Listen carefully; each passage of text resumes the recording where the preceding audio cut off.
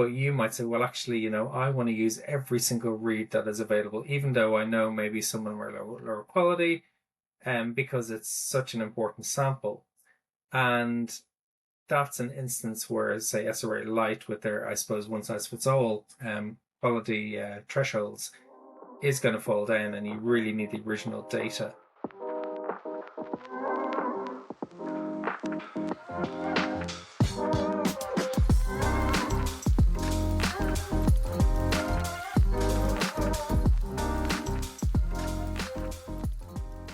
All right, welcome everyone to another episode of the Bioinformatics Lab podcast. I'm Kevin Libwit with Andrew Page. And before we jump into the conversation, another little announcement for folks that are interested in catching this episode and the visuals of this video. This is also made available on YouTube. So I think a lot of folks are grabbing this on their favorite audio streaming platform, from SoundCloud to Apple Podcasts and the like, which is also fantastic. But just want to let everyone know that this is also available on YouTube if you care to see the video. And so with that, we can jump into today's topic. A bit of a controversial conversation in terms of data storage. Let's hop into the conversation of SRA Lite. So Andrew, maybe at the offset, obviously there's a big challenge of data storage, and there's only more and more data being generated in terms of genomic information and deposited on international repositories. So there's obviously been intentional and efforts to properly store that data in a pragmatic way. So that's the answer to this challenge has been SRA Lite and on NCBI. So for the folks who maybe not be familiar with SRA Lite, what exactly is SRA Lite? You can think of it as basically a way to store raw reads, but get rid of some of the information, and then you can compress it down a bit more. And so what it actually looks like in reality is it looks like a FASTQ file, but with the quality scores missing. So instead of 4 lines, you've got 2 lines. And that's, in a nutshell, what it looks like, but it's a lot more subtle than that. And it kind of hides a lot of more of other improvements that SRA have actually made along the way. You may have missed SRA Lite because it was announced back in the middle of the pandemic, and most of us were busy with other things. But it's interesting, and it can cause some issues if you're not aware, like really, really aware of what you're looking at.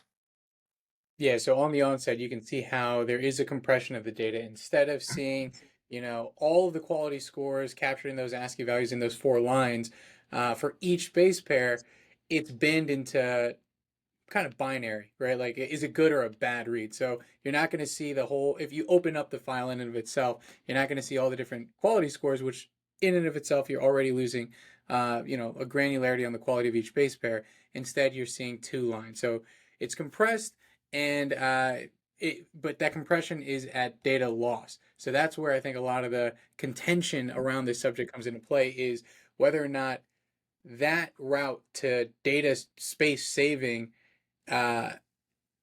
is worth the squeeze because of how valuable, others may see the content of data quality for each base pair. So I guess this isn't the first archive format that's been invented. There was a lot of effort put into CRAM, which is like SAM or BAM files. So you got CRAM, and what that does is it compresses reads relative to reference, and it does a really good job, and it can squash things down quite a lot. And where they have savings there is they say, well, most things are 100% identical to reference, and so you just need to change it to maybe store differences in quality scores. And you can also do things like, if something is aligned to a reference, that means you have a lot of reads piling up which are nearly identical or identical. And it's quite easy then for a standard compression algorithm to compress those down, because the way those algorithms work is they take a block of text, say 64,000 characters, and then it'll say, okay, well, what's common within this block and what's different? What's common, it can squash it down. It's different, it kind of leaves there so it doesn't lose any information. And so if you say align all your reads to a reference and then store them aligned, like the reads as in one after the other, like where they are lined up in the actual reference, you actually save a lot of space. And so there's these little tricks you can use along the way. Another trick is to, well, just get rid of low quality information. So low quality bases, often what we do as a first step is trim reads, because with Illumina, you can get a little bit of the first couple of bases can sometimes just be lower quality while the instrument is, warming up. Um, uh, and then you get a tail off as well, then as the cycles progress, as it kind of loses track of clusters. And so we know that at the beginning, sometimes there's issues, and at the end, there's sometimes issues. And, it's a combination of those things. You can remove that data then maybe safely because reads should be long enough. Um, yeah. And then all of these things combined have gone the next step, which is just going, hang on a second. We don't need this highly granular uh, base quality scores. We can bin them. And so in the past, instrument providers have binned them, maybe into say 8 bins, good from bad to good. And SRA have gone one step further and said, well, actually, maybe we just need a binary, as you say, good or bad, and leave it at that, which is very brave in a bad way, but brave.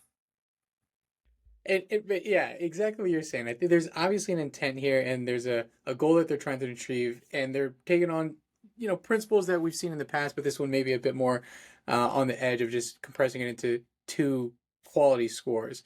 And I think for a lot of use cases, that's super appropriate. For laboratories, maybe they don't need the whole breadth of granularity of quality scores, but a lot of instances you do want all of that information.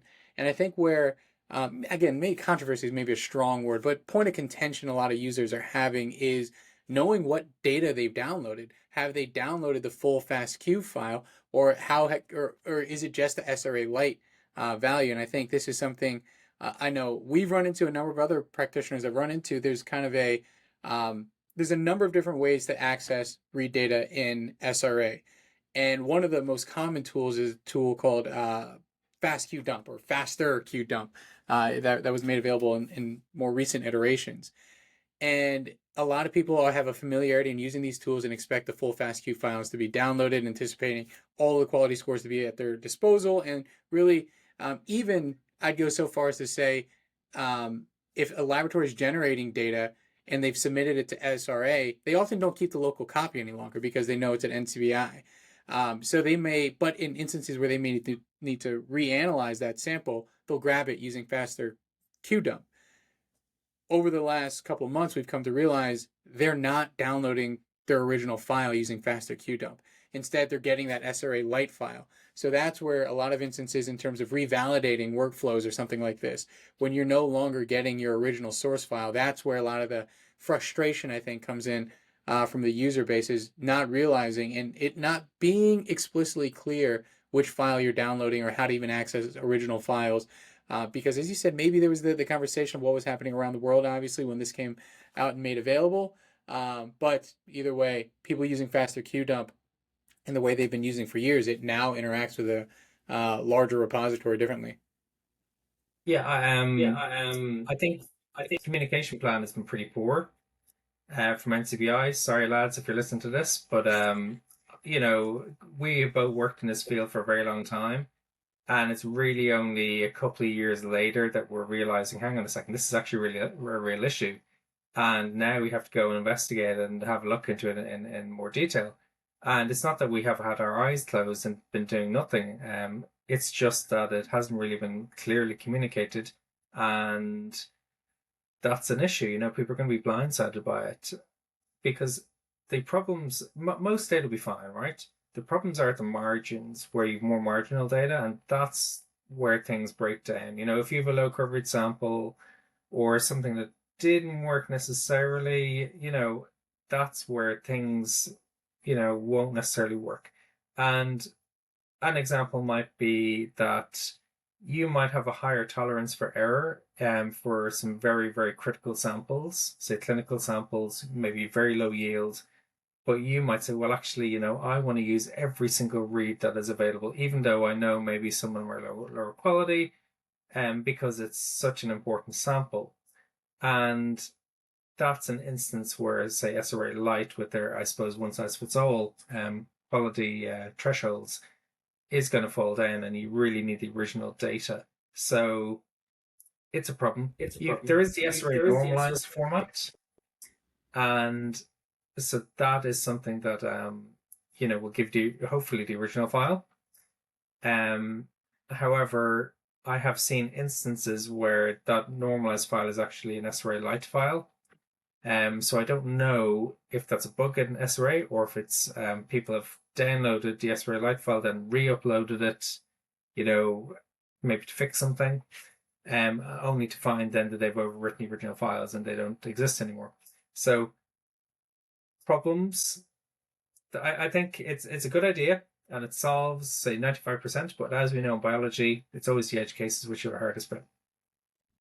And for so many laboratories, it's so rare, especially high volume public health laboratories, and I'd argue even most academic laboratories at this point, you're not looking at individual FASTQ files, right? So you're doing analysis in the aggregate. So that's why this kind of a problem can be so insidious because it can go on without anyone acknowledging it until they see that they run into those edge cases.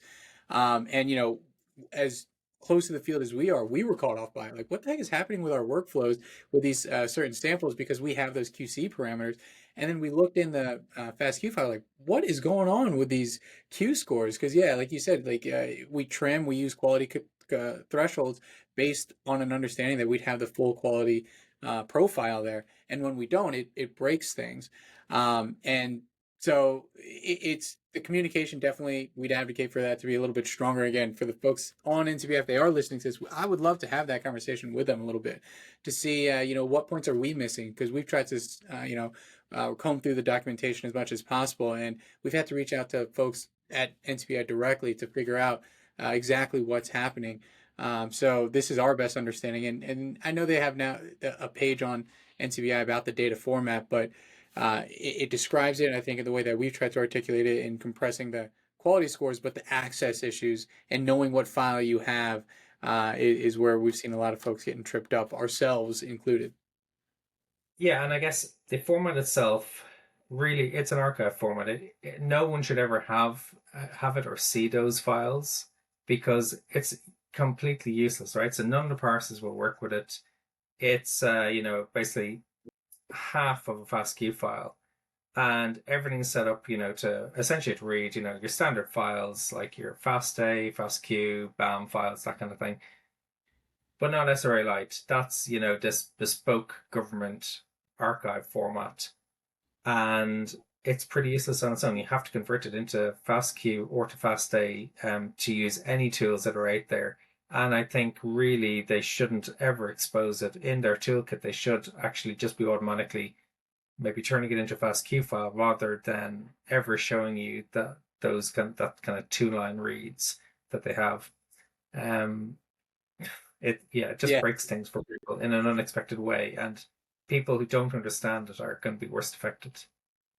and that's exactly right. I think that's where a lot of the challenges become is the tools that people are using to access their normal reads. We're no longer accessing their normal reads. They're accessing these compressed files. So, yeah, I interesting to see how things are going to play out. Obviously, we're doing our best to try to communicate what's happening. So, I'm curious on your end, like, if not SRA Lite, maybe exactly what you said would be the solution. Make sure that those are the archival formats, but exposing the normalized files instead as the default in user access and retrieval. Or I don't know if you have any other what could have been done, or what are other ways to approach this in compressing FASTQ files.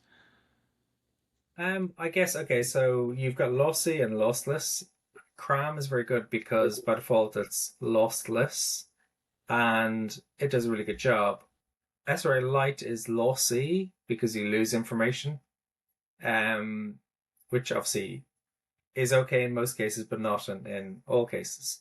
What I like actually is that they now have the normalized files actually on all the major cloud systems. So, you can bring along your Google Cloud or your AWS account and you can go and download stuff, straight from the buckets. That's actually super cool because so much mathematics is being done in the cloud, and to have it there already, it means that downloading is trivial. It's so fast. You're not trying to download like from a random FTP site like in with ENA. Um, you know, Bucket to bucket is just so much quicker. Um, But I think fundamentally it's communication, you know? The hardest thing I think is it's so subtle because when you even if you look at the files, they look like FASTQ files, they look correct, but you really, really have to look at them to really understand. And it's only experts, who've stared at so many FASTQ files will go, actually, I see what's missing here straight up, or I can see these little things here. So yeah, communication needs to be better, and they should never expose the archive format. I think that's fair. We can end on that. So, NCBI users of SRA Lite, just be aware of that compressed file format. We'll see everyone in the next one.